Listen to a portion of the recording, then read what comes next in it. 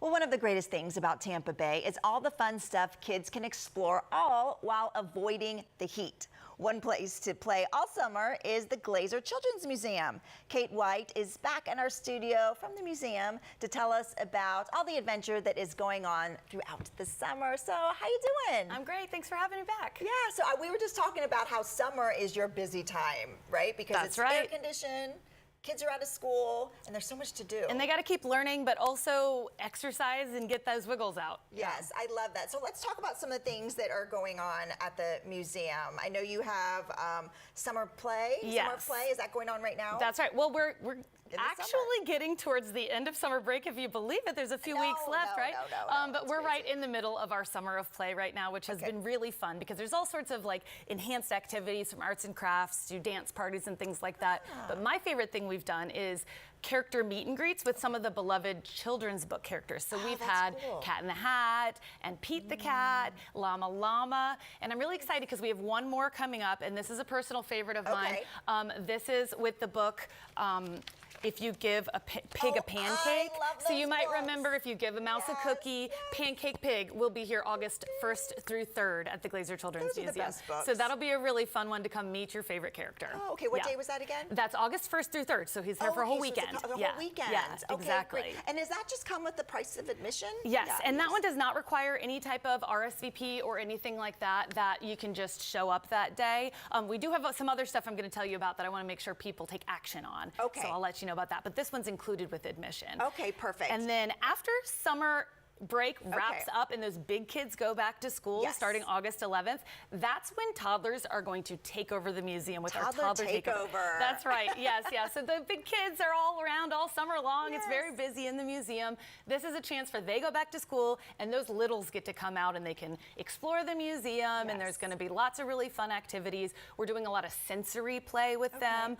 We've got some fun special guests. We've got our friends with Sensory Studio who are going to come out and do fun things like making slime and other really cool sensory activities. Our friends from WEDU will be out doing themed story times and crafts. Oh, that's great. We've got ECC, which is the Early Childhood Council, and they'll be doing developmental screenings. And this is great for littles and where parents want to know, is my child meeting those milestones that they should be meeting. Now, the developmental screenings are something you want to register in advance for.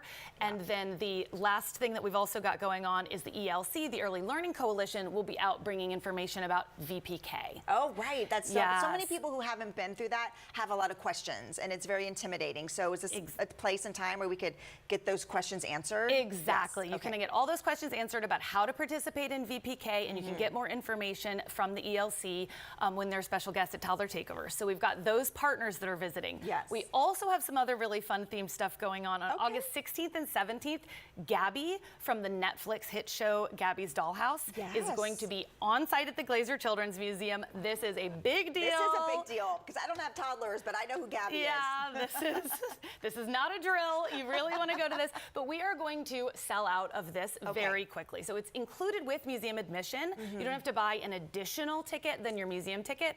But we do expect them to sell out. So I recommend you go ahead and go online and you buy that ticket now. So you do purchase the ticket for the museum day, and then you'll have your spot secured. And you can do all of that on glazermuseum.org/toddler takeover. Okay, perfect. And then we have one other fun thing going on, and that's Be Like Blippi Week. And that's at the very end, the last week of August. I will say, with all these amazing character appearances we have, Blippi will not be here himself. That's important to note. I don't want anyone to show up. Kids, right? Yes, this is actually Be Like Blippi Week is something going on across the country with children's museums, and the folks with Blippi are sending us a bunch of fun activities and all sorts of crafts and things like that. So Blippi themed things will invite kids to come dressed as Blippi. Oh, fun. So we might plenty of Blippies to see. There'll be lots of fun Blippi stuff and a lot of mini Blippies to see. So there'll be a lot of fun. But the real Gabby from Gabby's Dollhouse, I think this is definitely the biggest thing I'm telling you about today, and it's going to sell out. So definitely go to glazermuseum.org/toddler takeover. Okay, so you brought something with you today. Now, this is like an example of something that you could do at the museum? Yeah, so as I mentioned, we've got got Sensory Studio coming and a lot of sensory activities happening. This is a sample of kind of an on-the-go sensory kit, a sensory bin. Now, this is something families can do at home. Right. I have plastic beads in here, but you can use rice, and if you want it to be a bright color like this, you can use food coloring mixed in with dry rice. Yeah. Not cooked rice, Not dry cooked, rice.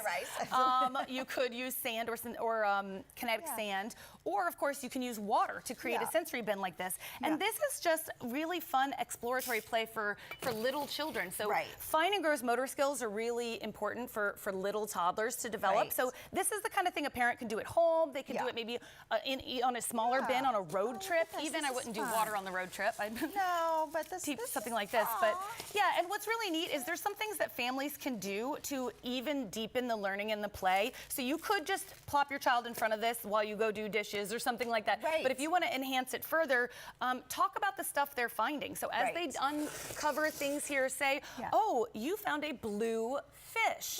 And if you repeat the color and what the item is, or you find two seashells.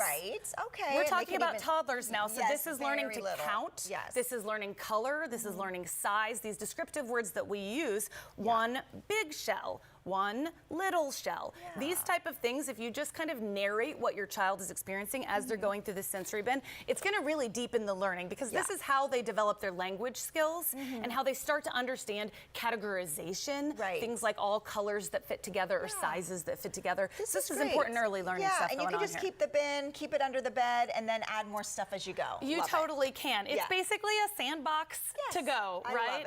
A little less messy, though, if you use the beads or the rice than you would if you used actual sand. Or you can just bring them to the museum, and they'll have it all set up for you. And then there's no mess at all for you at home, because we'll deal with all the mess. That's I love that. Well, thanks for coming on and sharing all of that fun stuff with us. And for all of the events and times and tickets, you can just head to glazermuseum.org. Again, that's glazermuseum.org.